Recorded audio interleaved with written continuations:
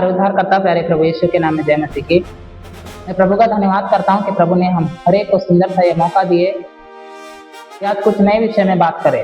जैसे मैंने आपसे कहा था कि हम बात करेंगे यीशु मसीह के विषय में जो इस्तेमाल किया गया है 4 नाम, तो यशायाह भविष्यद्वक्ता कहते हैं यीशु मसीह के जन्म को लेकर और उसके नाम को लेकर कि कौन सा नाम रखा जाएगा।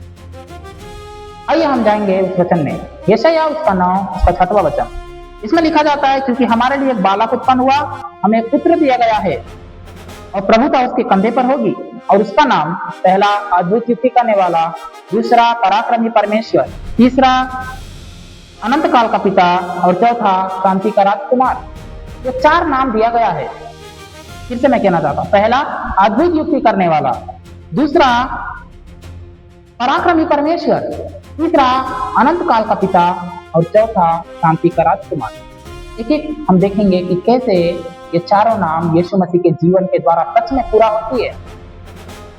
वो 4 नाम का अर्थ, वो एट्रीब्यूट, वो विशेषता है, कैसे यीशु मसीह के जीवन के द्वारा पूरा होती है, कैसे वो 4 नाम का अधिकार वाकई में यीशु मसीह में पाए जाते हैं। आइए हम पहला देखेंगे, अद्भुत युक्ति करने वाला। ये युक्ति जो है ये सामान्य नहीं है, इसका अर्थ यही है, वो युक्ति अद्भुत है।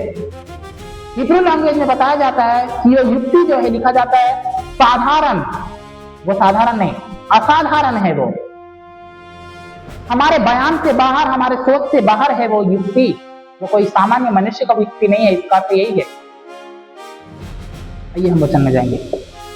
पहला वचन मीका उसका 4 उसका 9वां वचन कहता है, अब तू क्यों चिल्लाती है? क्या तुझमें राजा नहीं रहा? क्या तेरा युक्ति करने वाला नाश हो गया है कि तुझे प्रसव करने वाली स्त्री की सी पीड़ा ने पकड़ लिया है? यानी यहाँ पर परमेश्वर जो है वो युक्ति करने वाला है, इसमें हमें साफ रूप से पता चलता है। घबरा जा रहे हैं यहाँ पर मीका भविष्यद्वक्ता लोगों से कह रहा है, वे घबरा जा रहे हैं और वे कह रहे हमारा युक्ति करने वाला कहाँ गया? ये परमेश्वर के विषय में बताया जाता है। उनका विश्वास नहीं था परमेश्वर पर, भरोसा नहीं था। वो युक्ति जो पुराने नियम में हम देखते मूसा के समय से लेकर, सृष्टि के समय से लेकर, वो परमेश्वर युक्ति करता ही आ रहा है। अद्भुत कार्य हम देखते हैं कैसे मिस्र के जीवन में, मिस्री देश की प्रजा के जीवन में परमेश्वर का युक्ति बहुत ही अद्भुत है। लेकिन इस सब युक्तियों को जो परमेश्वर ने किया है भूलकर अभी कह रहे कि हमारा युक्ति करने वाला कहाँ रहा। वे चिंता कर रहे इस बात को लेकर। इसमें हमें साफ पता चलता कि युक्ति करने वाला परमेश्वर है। ये वचन इसका अर्थ यही था बताने का कि परमेश्वर है युक्ति करने वाला। लेकिन यहाँ पर यीशु मसीह को अद्भुत युक्ति करने वाला बताया गया है। हम देखेंगे कि ये कैसे यीशु मसीह के जीवन में पूरा होता है। दूसरा, उसका अद्भुत युक्ति करने वाला, ये यीशु मसीह का वो एट्रीब्यूट, वो विशेषता के बारे में बताया जाता है। पहला कुरिन्थियों उसका 1 उसका 30वां वचन कहता है, परंतु उसी की ओर से तुम मसीह यीशु में हो। किसकी ओर से?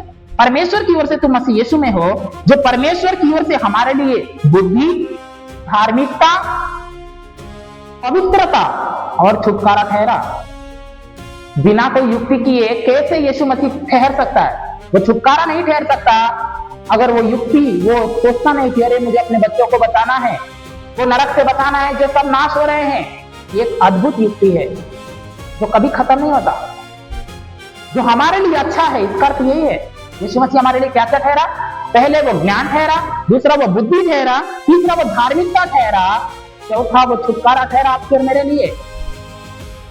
यही बात है जो हम सीख सकते हैं इसके विषय में कि अद्भुत युक्ति करने वाला वो केवल यीशु मसीह है। इस वचन में हम देखें दूसरा वचन, पहला तिमोथी उसका 3 उसका 16वां वचन में लिखा जाता है, और इसमें संदेह नहीं कि भक्ति का वेग गंभीर है, अर्थात वो जो शरीर में प्रकट हुआ, आत्मा में धर्मी ठहरा, स्वर्गदूतों को दिखाई दिया, अन्य जातियों में उसका प्रचार हुआ, जगत में उस पर विश्वास किया गया और महिमा में वो ऊपर उठाया गया है।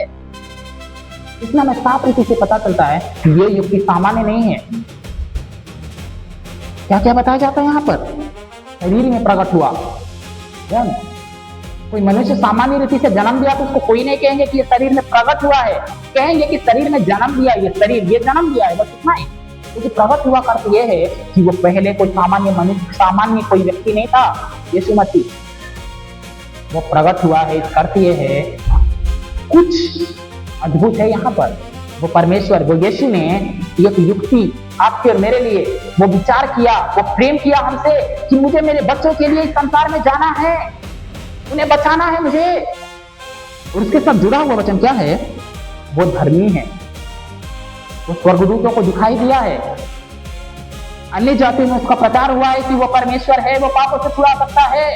ये सभी चीजें हम भी वही यीशु के युक्तियों को लोगों के सामने बता रहे हैं कि वो युक्ति सामान्य नहीं है। अगर आज तुम यीशु को विश्वास कर रहे हो, तुम युक्ति कर रहे हो पश्चाताप करने का, वो यीशु मसीह आज आपको मुझे बता सकता है, वो छुटकारा देने वाला है। यानी यहाँ पर यीशु मसीह का वो अधिकार, वो अथॉरिटी को दिखाया जाता है यहाँ पर कि वो यीशु सामान्य नहीं है, वो अद्भुत युक्ति करने वाला है। और भी हम वचनों को देखेंगे। लूका उसका 2 उसका 46 और 47 वचन कहता है, 3 दिन के बाद वे उसे मंदिर में उपदेशों के बीच में बैठे देखे। यीशु मसीह का वो यरूशलेम का पर्व था, जब यीशु मसीह और के माता पिता शारीरिक यानी यूसुफ और मरियम वे लोग मंदिर में जाते हैं। जब यीशु मसीह को वे लोग छोड़ भूल जाते हैं और घर चले जाते हैं, फिर जब रिटर्न आते हैं तो देखते हैं कि यीशु मसीह शास्त्रियों और फरीसियों के साथ वाद विवाद कर रहे हैं। और क्या हो रहा है वहां पर? यीशु मसीह ऐसे ऐसे प्रश्न उन लोगों से कर रहे हैं कि वे लोग अचंभे हो गए। लिखा जाता है उनसे सुनते और प्रश्न करते देखा यीशु को, और जितने उसके सुनते थे वे सब समझ और उसके उत्तरों से चकित थे। यीशु मसीह का ज्ञान बच्चे के समय में हमें दिखता है कि वो यीशु मसीह को सामान्य नहीं है, उसके पास वो ज्ञान, उसके पास वो अथॉरिटी है, वो परमेश्वर है। शास्त्री और फरीसी, आपको पता है वो शास्त्री और फरीसी पिन टू पिन वचन को जानते हैं, हर एक वचन को, हर एक वचन को वे लोग जानते हैं। लेकिन ऐसे ऐसे सवाल को यीशु मसीह उन लोगों से पूछ रहे हो कि वे भी अचंभे हो जा रहे हैं। यानी शास्त्री और फरीसियों की युक्ति से भी बढ़कर यीशु मसीह का वो सोच था, हम यहाँ पर समझ सकते हैं बात को। और एक आखिरी वचन कुलुस्सियों की किताब उसका 2 उसका 3 वचन लिखता है, उसमें बुद्धि और ज्ञान के सारे भंडार छिपे हुए हैं। बुद्धि सारे मतलब और कोई रहा नहीं कुछ भी, सभी चीजें यीशु मसीह में छिपा हुआ है, वो बुद्धि और भंडार का, बुद्धि और ज्ञान, सब चीजों का भंडार क्या है जो बहुत है, यीशु मसीह के पास वो है। यहाँ पर हम समझ सकते हैं कैसे वो भविष्यवाणी पूरा होता है, अद्भुत युक्ति करने वाला यीशु मसीह के जीवन में बुद्धि और ज्ञान का भंडार है यीशु मसीह, उसके द्वारा ही हम ज्ञान और बुद्धि को प्राप्त कर सकते हैं। पुराना नियम में नीति वचन में लिखा जाता है कि परमेश्वर का भय मानना बुद्धि का आरंभ है। मैं आज आपको कह रहा हूँ, यीशु मसीह का अगर आप भय माने, वो बुद्धि और ज्ञान को यीशु आपको देगा। सिंपल यही है, बुद्धि और ज्ञान का भंडार यीशु के पास है।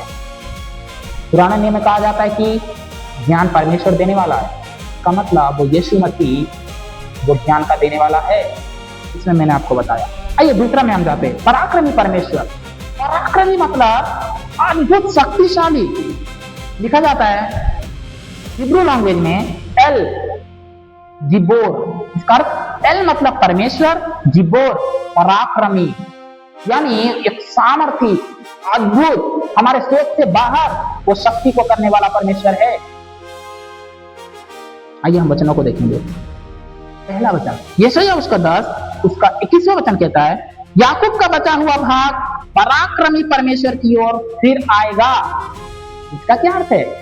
याकूब का बचा हुआ भाग मतलब यह है इस्राएली प्रजा वो किसकी तरफ फिरेगी? पराक्रमी परमेश्वर की ओर फिरेगी। ये नया नियम में फिरने का बात नहीं कहा जा रहा है, ये इस बात को बताया जा रहा है कि जब इस्राएली बेबीलोन की गुलामी में, असूरियों की गुलामी में गए, वहां पर जब परमेश्वर ने उनको उस गुलामी में रखा, वहां से वे छुड़ाए गए। उन्होंने परमेश्वर से प्रार्थना किया और वो परमेश्वर ने उनको वहां से छुड़ाकर कुस्त्रु के राजा के द्वारा बातें कर परमेश्वर ने उनको फिर से अपने यरूशलेम उस नगर में हर एक को लौटा ले आया और वे पराक्रमी परमेश्वर को पहचान पाए। कि कैसे परमेश्वर काम करता है। ये परमेश्वर, ये यहोवा के विषय में बताया जा रहा है, लेकिन यही यहोवा ने, ये पराक्रमी परमेश्वर, ये सब यीशु मसीह के विषय में यशायाह से बातें कर रहे हैं। हम देखेंगे वचनों को, और एक वचन लिखा जाता है, दूसरा वचन व्यवस्था विवरण उसका 10 उसका 17वां वचन, क्योंकि तुम्हारा परमेश्वर यहोवा ही परमेश्वरों का परमेश्वर और प्रभुओं का प्रभु, वह महान सामर्थी भयानक परमेश्वर जो किसी का पक्ष नहीं करता और ना घूस लेता है। यानी परमेश्वर यहां पर बताया जा रहा है कि वो न्यायी है, वो बहुत ही खतरनाक है। यानी अगर तुमने गलत किया है तो वो दंड तुम्हें जरूर देगा, वो न्यायी परमेश्वर है। यही नाम यीशु मसीह को दिया जा रहा है। अब लोग कहते हैं कि कहां यीशु मसीह परमेश्वर है, वो मनुष्य ही है सिर्फ। क्लियर हमें पता चलता है यशायाह उसका 9 उसका 6वां वचन में कि वो यीशु मसीह का नाम ही लिखा जा रहा है पराक्रमी परमेश्वर। अभी कोई बच्चे का नाम कहा जा रहा है, अरे देखो इसका नाम पराक्रमी परमेश्वर है, कोई रखेगा ही नहीं, वो परमेश्वर कैसे हो सकता है? लेकिन यीशु मसीह के विषय में लिखा जाता है कि वो पराक्रमी परमेश्वर रखा जाएगा उसका नाम। और यीशु मसीह वाकई में है भी, जो जो काम परमेश्वर कर सकता है हम देख सकते हैं, उन सभी कामों को यीशु ने कर दिखाया है, इसमें कोई डाउट नहीं है, कोई डाउट नहीं है। आज किसी का नाम आनंद रखा है किसी माता पिता ने, हो ही नहीं सकता कि वो हमेशा आनंदित रहे, ये नहीं हो पाता मनुष्य के द्वारा। लेकिन जब यीशु मसीह के जीवन में ये बातें लिखा जाता है कि वो पराक्रमी परमेश्वर है, तो वो परमेश्वर का जो जो क्वालिटी, जो जो स्वभाव है, वो सब चीजें यीशु मसीह में पाई जाती है, और वो यीशु मसीह इस बात को करके दिखाए। आइए हम वचनों को देखेंगे। यूहन्ना उसका 1 उसका 12वां वचन में लिखा जाता है, परंतु जितनों ने उसे ग्रहण किया उसने उन्हें परमेश्वर की संतान होने का अधिकार दिया है, अर्थात उन्हें जो उसके नाम पर विश्वास करते हैं। यीशु, देखे, यीशु पर विश्वास करना परमेश्वर का संतान कहलाया जाना बताया जा रहा है। ये कैसे हो सकता है? अभी मैं कहूंगा परमेश्वर मैं आप पर विश्वास करता हूं ताकि मैं आपका संतान कहलाऊं, लेकिन ऐसा नहीं हो रहा है। यहाँ पर जब हम यीशु मसीह पर विश्वास करें तब जाकर परमेश्वर का संतान कहला रहे। क्लियर हमें पता चलता है कि वो यीशु मसीह वो सृष्टि से पहले ही थे। यूहन्ना उसका 1वां वचन कहता है कि आदि में वचन था, वचन परमेश्वर के साथ था और वो वचन ही परमेश्वर था। 14वां वचन देहधारी हुआ और अनुग्रह और सच्चाई से परिपूर्ण होकर हमारे बीच में डेरा किया है। यीशु मसीह वो सृष्टि से पहले ही यीशु मसीह का अस्तित्व था, 2000 साल में नहीं आए, इससे पहले ही यीशु मसीह का अस्तित्व था। वह पराक्रमी है। कैसे पराक्रमी है? और भी हम वचनों को देखेंगे। कुलुस्सियों उसका 1 उसका 16वां वचन में लिखा जाता है कि सब चीजें यीशु मसीह के द्वारा सृजी गई, और क्या उसके लिए सृजी गई। यानी हम जितने भी मनुष्य हैं वो सभी चीजें, सभी कोई हम यीशु मसीह के लिए सृजे गए। और वचन में लिखा जाता है कि क्या स्वर्ग की, क्या पृथ्वी की, क्या जल के नीचे की, यानी जो आत्माएं हैं जो गिराए गए वे भी यीशु मसीह के आगे घुटने टेकेंगे। ऐसा वचन लिखा जाता है फिलिप्पियों की किताब उसका 2 उसका 11वां वचन में। परमेश्वर के सामने नहीं, मैं यहाँ पर ये नहीं कह रहा कि परमेश्वर के सामने घुटने ना टेके, मैं ये बात को बताने की कोशिश कर रहा हूं कि घुटना टेकेगी हर एक मानव जाति, हर एक वो आत्माएं जो गिराई गई वे भी यीशु के सामने घुटने टेकेगी। यानी यीशु मसीह वो परमेश्वर है, इस बात को वचन हमें क्लियरली बताता है। और हम वचन को देखेंगे। ये घटना में यहाँ पर मिलता है लूका की किताब उसका 5 उसका 1 से 11 में लिखा जाता है कि यीशु मसीह ने चेलों के साथ गए मछली पकड़ने के लिए।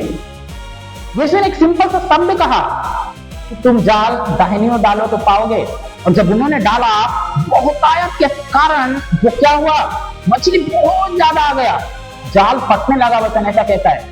यानी यीशु मसीह का वो छोटा सा शब्द अद्भुत कामों को वहां पर हम देखे, पराक्रमी है सच में, वो काम अद्भुत है यीशु मसीह का। सिंपल सा शब्द केवल परमेश्वर ही कह सकता है। लिखा जाता है कि तेरा एक वचन है काफी, हालात बदल जाएंगे। वाकई में यीशु ने एक छोटा सा शब्द कहा, वहां पर सब चीजें बदल गया। वो चेले वो कोई सामान्य व्यक्ति नहीं है, वे मछुआरे हैं, वो एक्सपीरियंस है, उनको पता है कि कहां पर जाल डालने से मछली मिलता है, लेकिन वे नहीं प्राप्त कर पाए मछली को। लेकिन जब वे यीशु मसीह पर भरोसा रखे और जब यीशु ने कहा वो बात को वे लोग माने, बहुतायत के कारण वो मछली को खींच भी ना सके, उन्होंने हेल्प लिया दूसरे का। हम यहाँ पर देखते हैं यीशु मसीह के छोटा सा शब्द। दूसरा, यीशु मसीह आंधी और तूफान को डांटते अपने छोटे से शब्द के द्वारा। हे आंधी रुक जा, थम जा। यीशु मसीह ऐसे कहते हैं और वो आंधी और पानी भी यीशु मसीह की बातों को मानती है। केवल परमेश्वर ही कह सकता है ये। और यीशु ने कहा और वे आंधी और पानी ये बात को माने। अगर यीशु मसीह सामान्य से मनुष्य रहता, अगर मैं कह रहा हूं कि आंधी और पानी करे रुक जा, कभी नहीं होगा, इसे रुकेगा ही नहीं वो। हमें पता चलता है यीशु मसीह के शब्द में शक्ति है। और हम वचन को देखेंगे, यीशु ने एक रोगी को ठीक किया। यीशु मसीह के पास रोगों पर अधिकार है। ये वचन हमें मिलता है मत्ती की किताब उसका 9:18 से 26वां वचन में। यीशु ने एक लड़की को जो मरी हुई थी, सिंपल सा कहा यीशु ने इब्रानी भाषा में तलीता कुमी, अर्थात ये लड़की उठ जा। और शब्द सुनते ही वो उठ गई। ये है सामर्थ्य यीशु मसीह के पास, वो पराक्रमी है। और हम देखते हैं कि किस तरह से यीशु मसीह प्रकृति पर अधिकार दिखाए थे, किस तरह यीशु मसीह ने रोगों पर अधिकार दिखाया, किस तरह यीशु मसीह ने दुष्टात्माओं पर अपने अधिकार को प्रकट किया। यीशु ने सिंपल सा कहा, मैं तुझे आज्ञा देता हूं, निकल जा इसमें से, और वो निकल गई। ये है पावर यीशु के पास। लूका की किताब उसका 8 उसका 26 से 39वां वचन में बातें लिखा जाता है। खास करके यहाँ बहुत इंपॉर्टेंट है चौथा पॉइंट। मैंने पहला पॉइंट बताया प्रकृति पर अधिकार, दूसरा रोगों पर अधिकार, तीसरा दुष्टात्माओं पर अधिकार, चौथा बहुत इंपॉर्टेंट पापों को क्षमा करने का अधिकार। पुराने नियम में लिखा जाता है कि परमेश्वर ही है जो पापों को क्षमा कर सकता है, लेकिन नए नियम में मरकुस की किताब उसका 2 अध्याय में लिखा जाता है कि यीशु ने सिंपल सा कहा कि तेरे पाप क्षमा हुए। शास्त्री फरीसी अपने मन में सोच रहे परमेश्वर ही पापों को क्षमा कर सकता है, ये कैसे कह सकता है कि पाप क्षमा हुए। यीशु ने पापों को क्षमा किया। इसका हमें सिंपल सा इसमें अर्थ समझ आता है कि वो व्यक्ति जो लकवे का रोगी था वो ठीक हो जाता है। इसका ये प्रमाण है कि पाप क्षमा हो गया है उसका।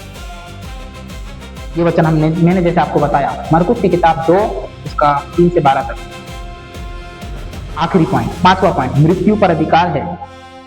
कौन सा मृत्यु पता है? यीशु मसीह का स्वयं मृत्यु है। ये क्या बताया? मसीह हमारे पापों के लिए पवित्र शास्त्र के अनुसार मारा, गाड़ा गया और तीसरे दिन पवित्र शास्त्र के अनुसार जी उठा है। यीशु मसीह उसके पास वो अधिकार है। पराक्रमी का मतलब क्या है?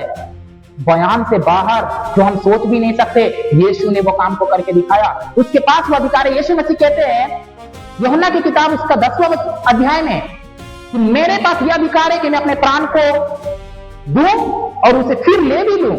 और यही बात है यहाँ पर कि यीशु मसीह मरा और वो अपने अधिकार के द्वारा फिर से मरे हुए में से तीसरे दिन जिंदा हो गया। ये है पराक्रम।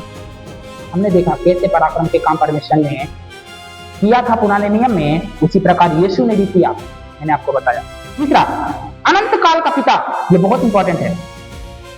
अनंत काल का पिता, ये नाम यीशु मसीह के लिए रखा गया है। पहला अध्याय, पहला पॉइंट, यशायाह उसका 9 उसका 6वां वचन में लिखा जाता है यीशु ही पुत्र के रूप में पैदा हुआ और वही हमारा अनंत काल का पिता है। पुत्र के रूप में तो पैदा हुआ है, लेकिन नाम क्या दिया जा रहा है? अनंत काल। यूहन्ना 1 और उसका 1वां वचन के हिसाब से यीशु मसीह सृष्टि के पहले से ही थे, यानी वो अनंत काल से है। हम इस बात में हम देख सकते हैं। दूसरा वचन यशायाह उसका 57 उसका 15वां वचन कहता है परमेश्वर समय के पार है, वे हमेशा से है और हमेशा रहेंगे। कौन? परमेश्वर। भजन संहिता 72 उसका 17वां वचन कहता है कि वे पहचान में सदा एक है, कभी खत्म नहीं होगी, कभी खत्म नहीं होगी।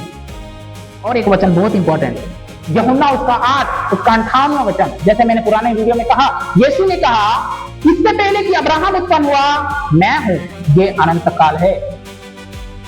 और एक वचन मत्ती उसका 18 उसका 8वां वचन कहता है उनका न्याय अंतिम और हमेशा के लिए अटल है। यीशु मसीह का न्याय अंतिम और हमेशा के लिए। मैंने ये चौथा पॉइंट आपको बताया है। 5वां, यूहन्ना उसका 1 उसका 30वां वचन, यूहन्ना बपतिस्मा देने वाले ने गवाही दी कि यीशु दुनिया से पहले ही, जो दुनिया बना उससे पहले यीशु मसीह का अस्तित्व था।